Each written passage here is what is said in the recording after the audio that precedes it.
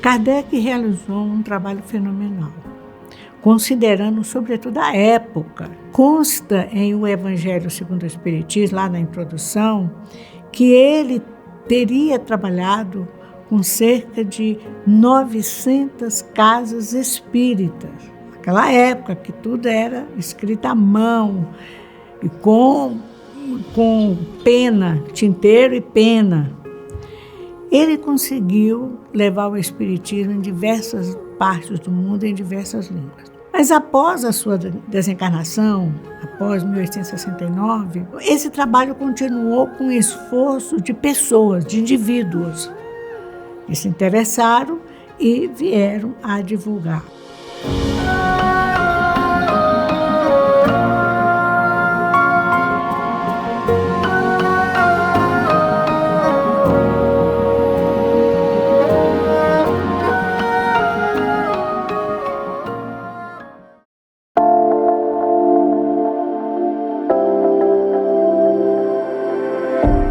O trabalho da Espanha, de médios, como a Amália Rodrigues Soler, foi um trabalho muito importante.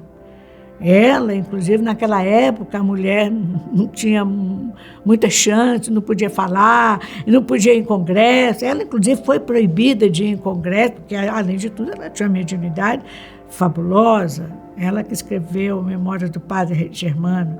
E ela, como toda boa espanhola, falava claramente as coisas, para não ter nenhuma dúvida. Então, nós destacamos na Europa, além da França, a Inglaterra. A Inglaterra recebeu muito bem, mas muito bem mesmo, e dali tivemos grandes trabalhos com o William Crookes e de médios, e de vários médicos como Douglas Home, vários. Na Itália também se destacou muito. Médios maravilhosos que surgiram naquela época, mas tudo isso pós-Kardec. Mas quando se investiu na pesquisa, na investigação científica, em que Ernesto Bozano e tantos outros falam muito bem. Na Rússia, com Arsakov, teve alguma coisa. O povo russo sempre teve uma tendência, com a mediunidade, uma sintonia com a prática mediúnica. Ali também a pesquisa foi desenvolvida, mas ficou ali. França, Itália, Espanha, Portugal, um pouquinho mais tarde. Mas enquanto essas coisas ocorriam ali nesses países citados, no Brasil estava tendo uma grande repercussão também.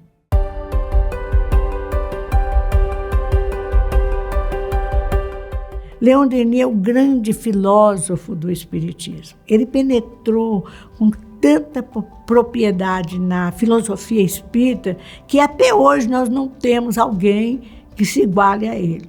Com 18 anos de idade, um jovem, ele se interessou pelas ideias espíritas.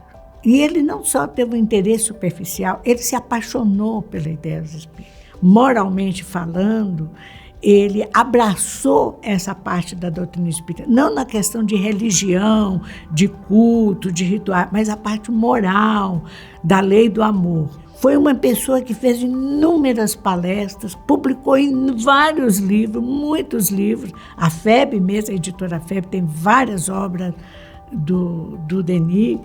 E falando em filosofia, nós temos, por exemplo, o problema do ser, do destino e da dor, que entra, nós mergulhamos na parte filosófica do Espiritismo. E ele, inclusive, Leon Denis, foi chamado apóstolo também, filósofo espírita, e também um apóstolo do Espiritismo, porque ele tinha essa característica de bondade, de praticar o bem, de relevar ofensas. Ele era uma pessoa muito especial. E em 1901, no congresso que o Brasil foi convidado, o Congresso Internacional de Espiritismo, o Brasil não pôde enviar representante, e quem nos representou foi o Leon Denis. E naquele momento, ele recebeu o título honorário de presidente do Brasil, porque ele estava representando a nossa pátria. Nessa época, nesse momento, no início do século XIX, nesse congresso, haviam aqueles espíritas muito empolgados com a parte científica, porque nós estamos falando após a desencarnação de Kardec. Então, surgiram aquela pesquisa científica, ela surgiu, se espalhou. Até hoje ainda existe, mas não tanto quanto naquela época.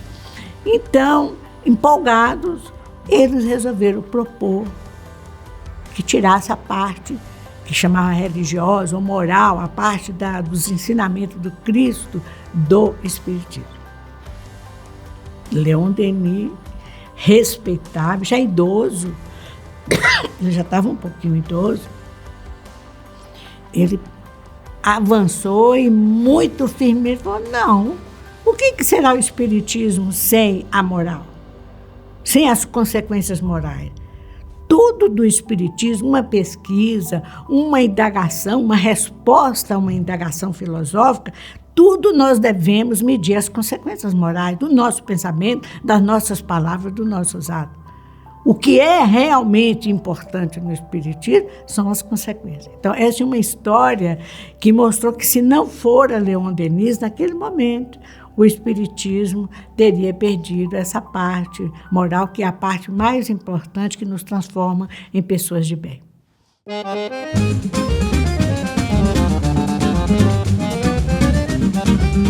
No Brasil, sobretudo, foi um país que acolheu, antes mesmo da publicação do Livro dos Espíritos, em 1857, já acolheu as ideias espíritas. Por quê?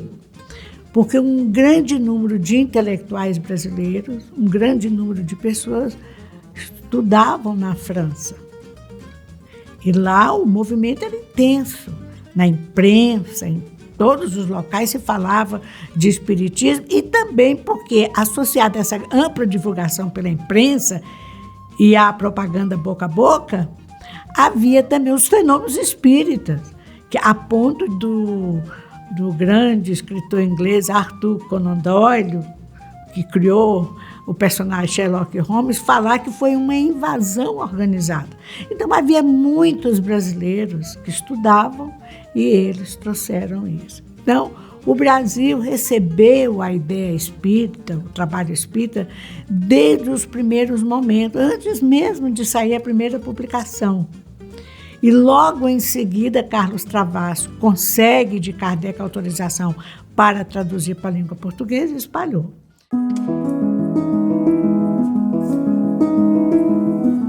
Em termos históricos, no início do século XX, enquanto a Europa estava lá se virando nessa parte de grandes pesquisas, de grandes estudos, esses cientistas de destaque, aqui no Brasil nasce o Chico Xavier. O Brasil já tinha aceitado o Espiritismo era bem trabalhado, a FEB, a Federação Espírita Brasileira, já tinha sido fundada. Chico Xavier, a gente fica pensando o que a gente não deve falar, porque são tantas informações, é um universo de informações, e informações preciosas, não tem uma informação que seja banal. Uma pessoa que viveu conosco mais de 90 anos no corpo físico, uma mediunidade brilhante, uma mediunidade que não era só psicografia ou psicofonia, que tinha, posso dizer, todas as mediunidades e tipos, talvez, que a gente ainda nem conheça direito, tipos mediúnicos, mas ele veio com a missão no campo do livro, através de vários espíritos, como o mentor Emmanuel, mas vários espíritos, e trouxe explicações doutrinárias espíritas a respeito da parte filosófica, né? Da parte moral do Evangelho. Então, abunda entre nós. Só na parte do Evangelho, só Emmanuel tem mais de 100 livros, só sobre a parte moral. É muita coisa, se a gente for pensar. E a parte científica, sobretudo André Luiz e outros. Então, esse foi o Chico Xavier, um médium de uma grande possibilidade, um homem, assim, que a gente imaginava assim, que é uma pessoa inatingível, e ao contrário. Ele é uma pessoa muito acessível, uma pessoa muito querida, muito bondoso, uma pessoa que transbordava pelos poros bondade, gentileza, ainda que ele fosse firme, tivesse as convicções doutrinárias muito bem assentadas. Ele não era ingênuo, ele não era tolo, ele era uma pessoa muito boa. Eu afirmei há pouco tempo, numa reunião no Congresso Nacional, que o Chico Xavier é o protótipo do homem do futuro, o homem de bem do futuro. Ele investiu-se de uma qualidade, de requisitos morais e intelectuais que mostram como será a humanidade do futuro. Uma humanidade melhorada, superior à atual.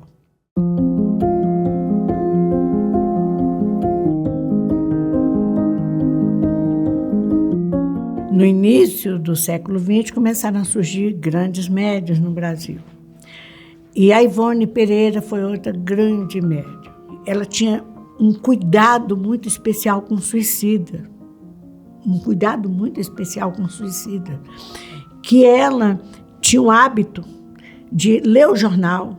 Na coluna do jornal, a pessoa que tinha suicidado, ou alguém que sabia que tinha suicidado, e ela orava muito por essas pessoas, que ela continua, que eu saiba, no plano espiritual ainda, cuidando do suicídio. E a Ivone escreveu Memórias de um Suicida, que conta a história de Camilo, supostamente, Camilo Castelo Branco, grande escritor português que teria suicidado, que está com o pseudônimo de Camilo Cândido.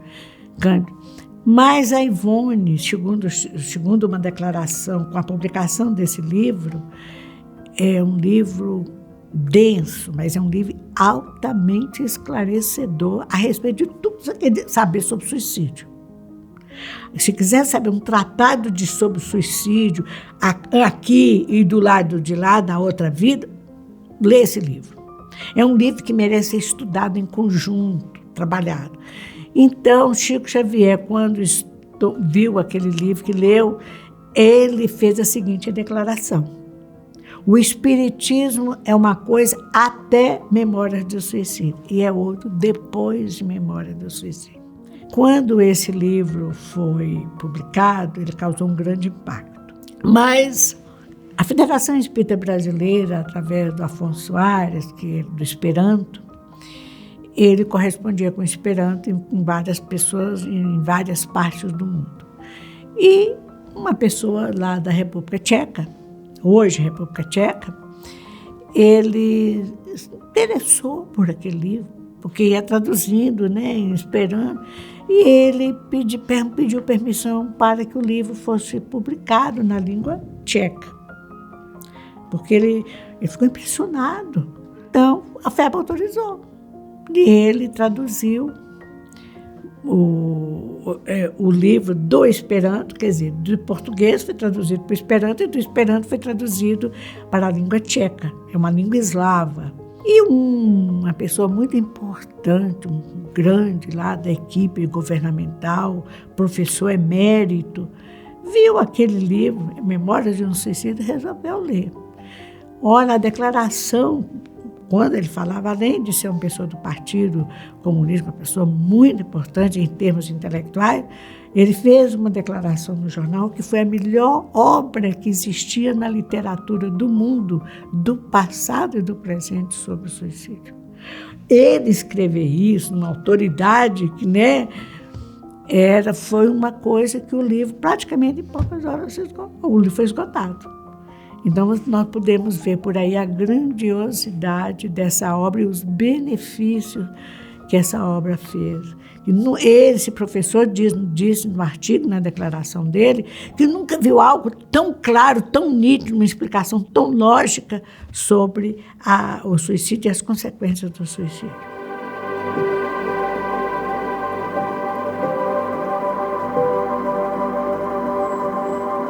Querido Divaldo Pereira Franco, outro grande médium com todas as mediunidades.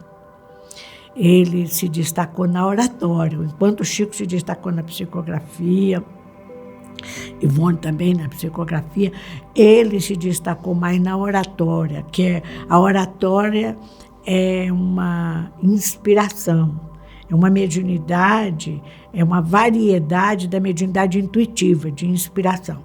Mas é uma faculdade mediúnica que exige do médium um certo preparo. A pessoa tem que ler, tem que estudar. Por quê? Porque os espíritos, para inspirá-lo, precisam encontrar uma base de conhecimento. Ele não pode confiar em vida passada, tem que confiar em conhecimento, inclusive atual. Então, o Divaldo se destacou na oratória.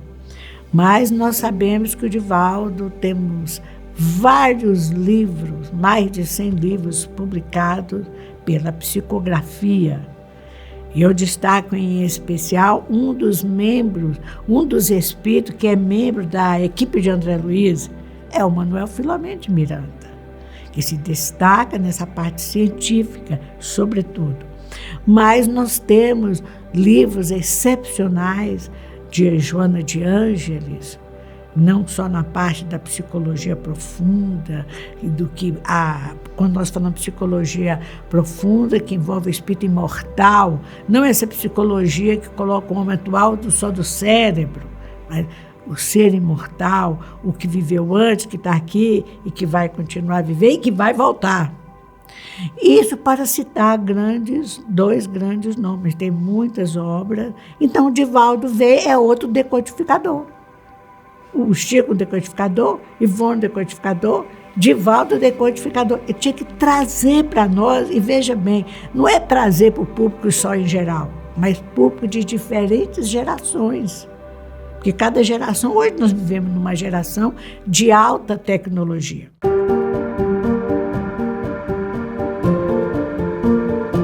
O Raul Teixeira se destacou também na oratória, ele fala muito bem, com aquela voz maravilhosa dele, se destaca com certeza também na oratória. Mas ele também tem psicografia e tem alguns livros, pelo Espírito Camilo, que tem várias mensagens, vários livros, que é uma beleza, é outro decodificador.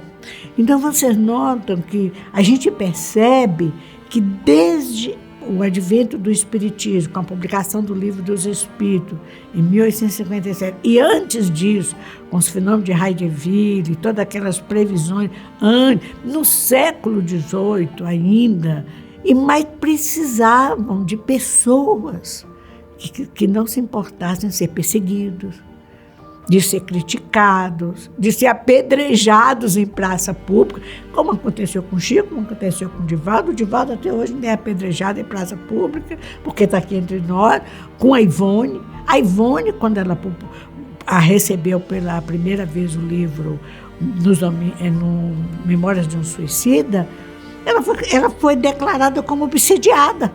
Então, o Raul veio também, são médiuns que renasceram, que estão no Brasil, devem surgir outros, para que o povo, não é só os espíritos, mas o povo começa a ter uma informação mais qualificada, mais séria a respeito da vida após a morte.